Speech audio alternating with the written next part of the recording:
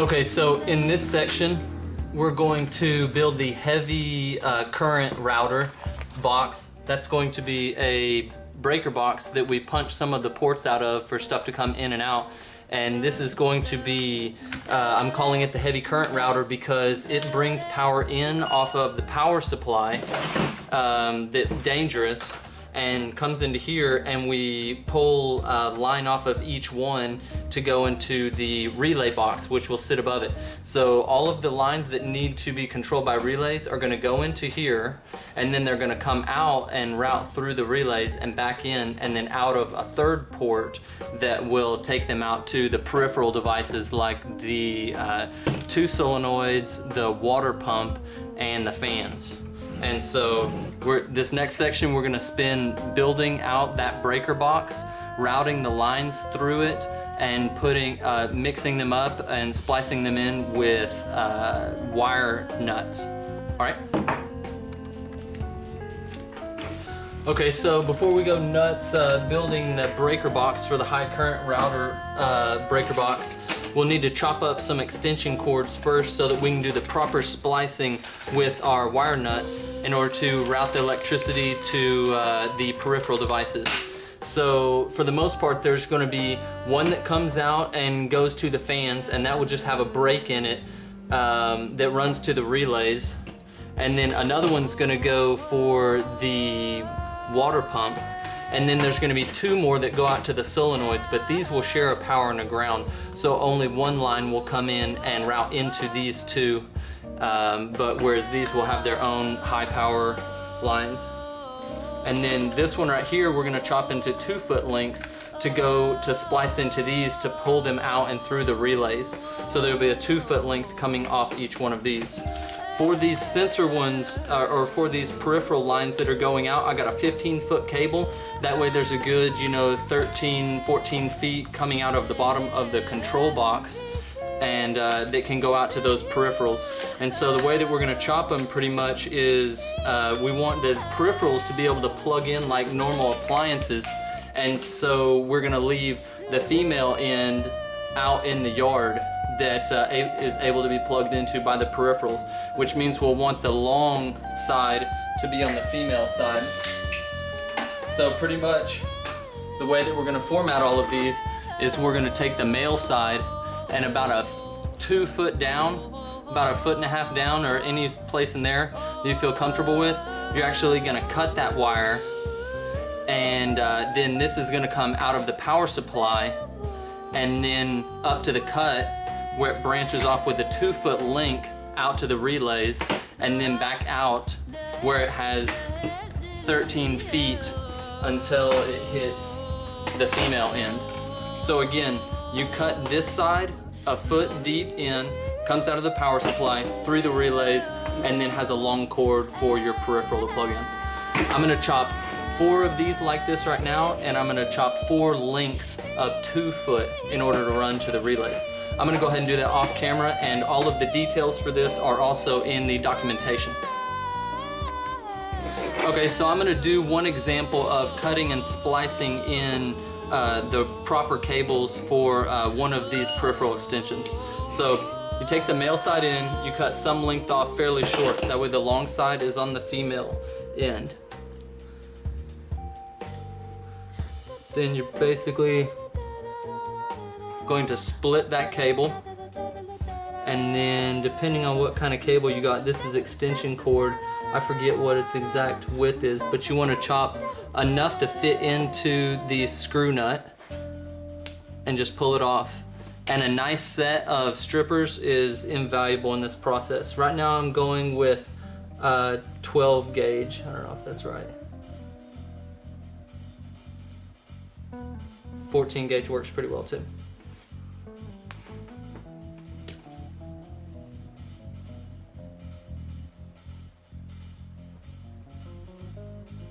And you just grab it, clip it in there, and then pull it off. And you're gonna end up with a wire that sticks out that's maybe, you're going for a little under a 1/2 inch, maybe 1/3 of an inch. So that's the way you strip a cable, and you're gonna break all of these down first into their proper lengths, and then I'll show you how to screw them in together inside of the breaker box. Okay, so these are all of the cut lines that are gonna go into the high voltage router breaker box. Here's the 4 short male ones that are gonna supply power from out of the power strip, and they've all been split and twisted so that they fit into the wire ties or the wire screws a little bit easier. So those are the 4 male lines. They're all split and twisted.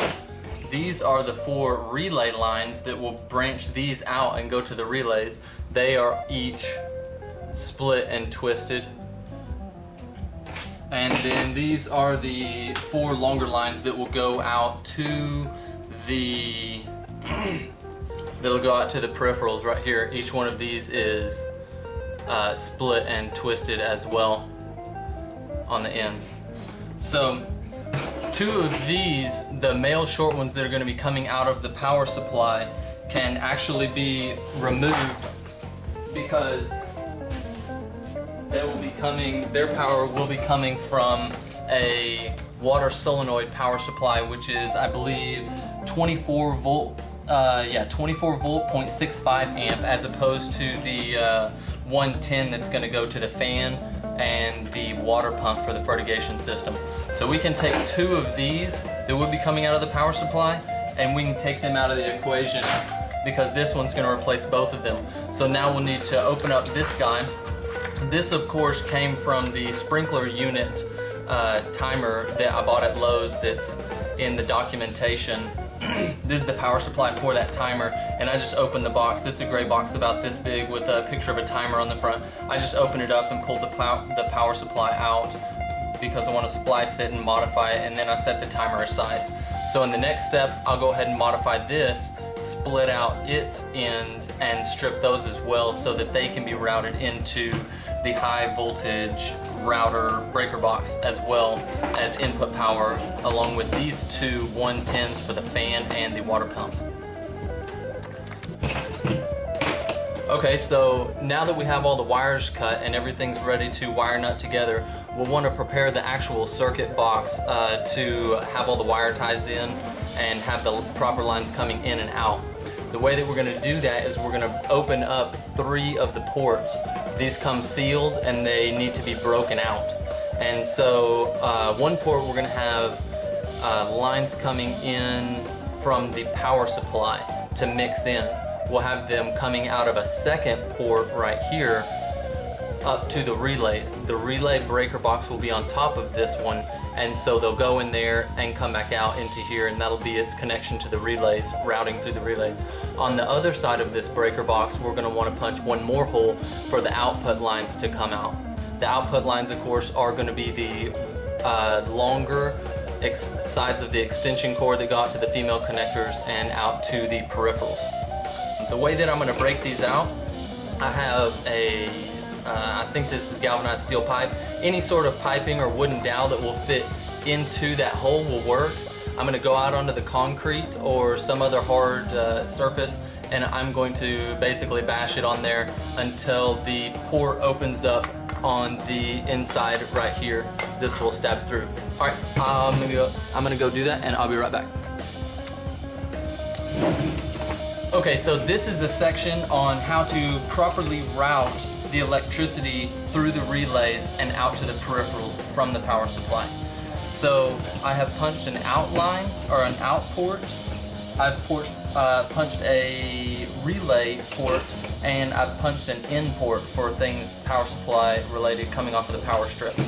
And so they're all going to come into here, and these wing nuts are going to tie them together, and the documentation has a graph of how you would tie all of these together for their proper routing. You want to make sure and get this right because the relays depend, the safety of the relays depends on these being properly put in place.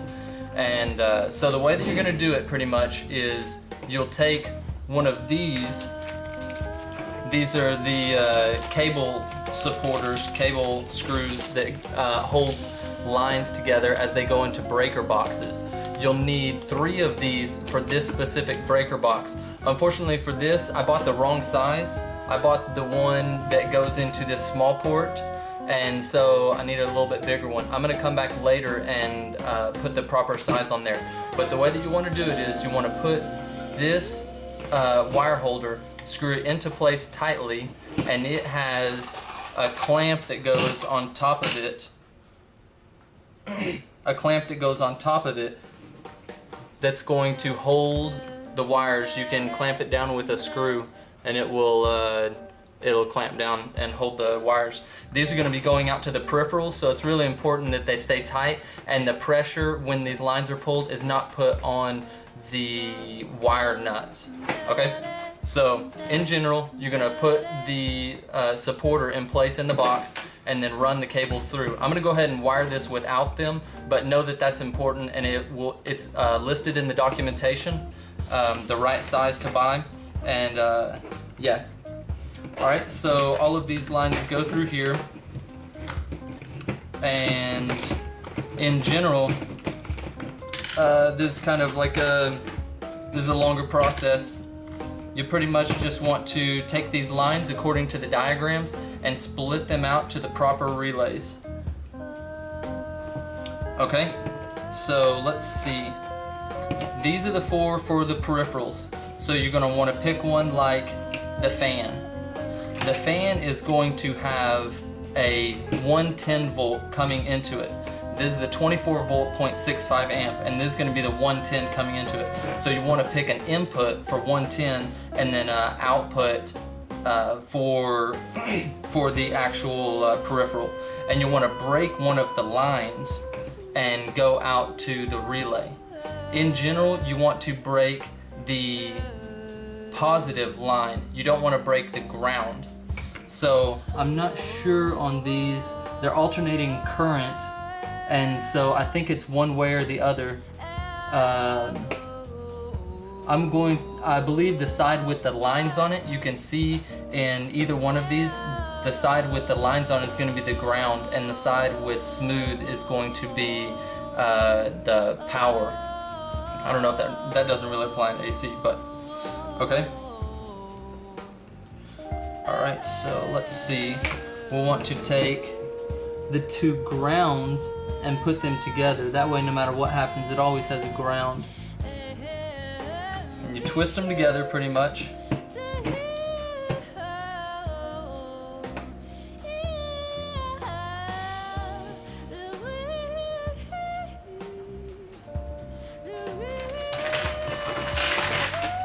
And then you take one of your wing nuts and you're going to stick it on there and just kind of hold it firm and spin it until it starts getting tight, and that's going to physically crush these 2 wires together and also keep it safe from people being able to touch it. You're going to want to choose a relay line to break the positive coming out. And so that means the positive is going to be routed out through the relay system.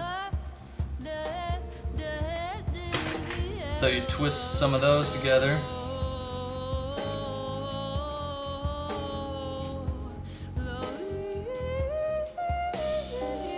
Give it a spin. And it should get pretty tight. And then you're going to do the last one for the relay line.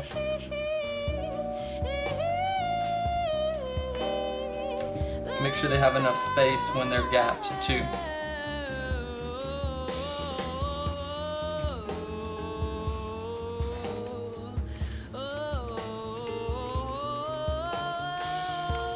Alright. This one didn't connect quite well. I think it needs a little bit more space right here because it really wants to grip onto that wire. So we'll give it a little bit more space. Retwist them because you want the nut to twist until it's really firm on there. That's what makes it safe. Alright, yeah, it's gripping now. So you twist it really hard until you can't twist anymore. You double check all your twists. Everything looks good. Okay, so that one right there, we'll say goes out to the fan. So we're gonna go to the female end of this one and put some tape on it and mark that it's the fan. This is the one right here. That's the female end that goes in, and it's broken off of this input. So we're gonna take these two pieces and we're gonna label them with a piece of tape on either side to say fan. All right? I'm gonna put that tape on there and label them, and I'm going to do the water pump line in the exact same manner. Okay, so now I have wire nutted in and routed out the power from the power supplies on both the pump and the fan inputs, going out to some of these lines right here that are lined. It kind of looks like rump, but it says pump, I promise. And so here's the two output lines and the two input lines. And then they're split off through two relay lines that are right here and right here. So these will be the fan and the pump relay lines. All right, so now we're gonna mix in the 24 volt 0.65 amp power that's gonna go out to the solenoids. The solenoids use a different power supply that's high voltage but very low current, because the solenoids are basically water valves, and messing with water and all that stuff and the electricity, it's much safer to run with very low current signal to turn them on and off. So they go high voltage and low current.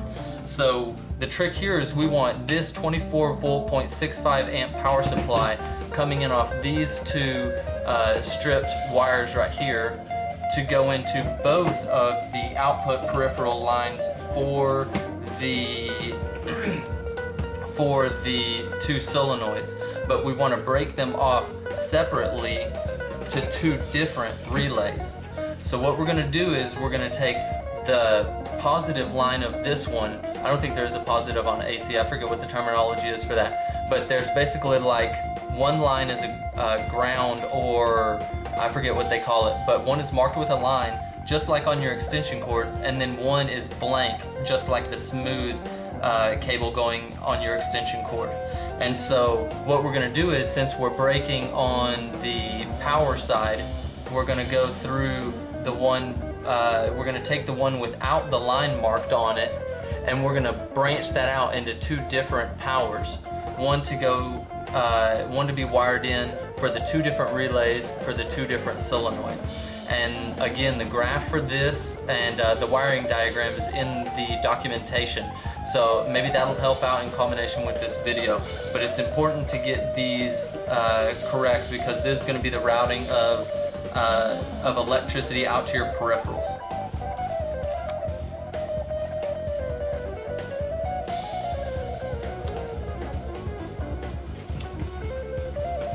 All right. So that's the last of the twist ties. You may want to go through and make sure they're all tight. These you don't want to pull out. All right, so this is all of the lines routed out.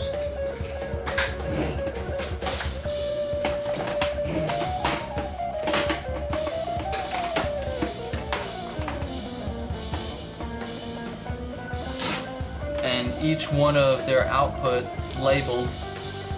Put a piece of this masking tape right there in the solenoid 1.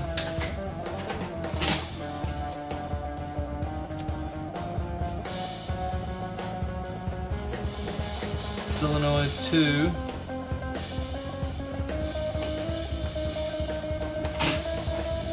And then the solenoid's power, of course, which is going to be kind of obvious.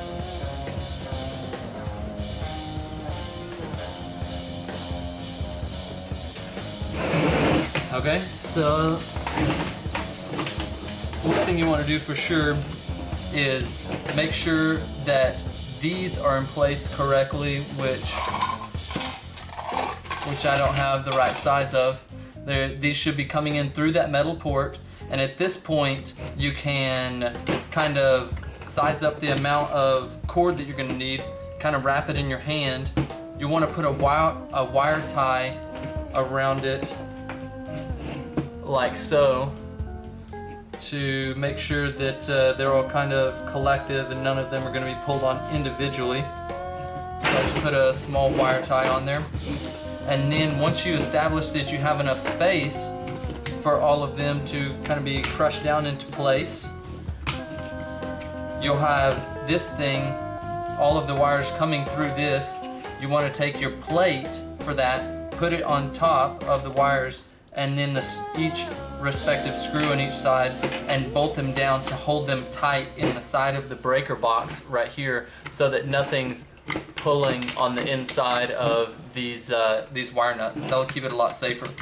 And also there's a lot of slack for your solenoid line, so you can do yourself a favor before you close it up and go ahead and pull in lots of that slack to where it's a little bit more manageable.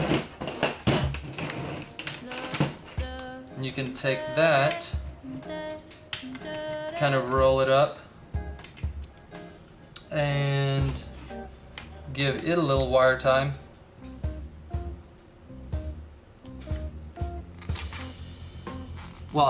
But still let it have some slack. And then you're just going to set it in there. And hopefully everything should fit down into place. You can, of course, clip your wire ties, make your life a little bit easier. And so everything's going to fit inside of there. The power supplies are going to have a little bit of range to reach the actual power strip. Give them some space. And then you're going to bolt down your wire harnesses on the outside to where everything's secure. I didn't label the relay lines, but they need to be labeled as well, just like you labeled the other ones. That's in the documentation. And so then once you're done there, of course, you'll want to put the top on this guy because he's done for now, and you can seal him away. And so the purpose of this box is, again, to route the more dangerous electricity through wire nuts and out to the relays in a safe way where they're not exposed to people's hands touching them and maintenance people messing with it or getting hurt. And so that is the high voltage router breaker box. And when you're done with that, you can set it aside, and we're going to build the next breaker box that's going to stack on top of this one, which is the relay shield breaker box. Okay, so this is the final product of the router box for the high voltage. Here's all of the wire nuts put in place and crunched down in there. The ends should be crimped into place with the stabilizers. You got your inputs here. These are all marked going out to your relays that will go into the relay box on top right here where the relay shield will be. And then here are your output lines for the peripherals.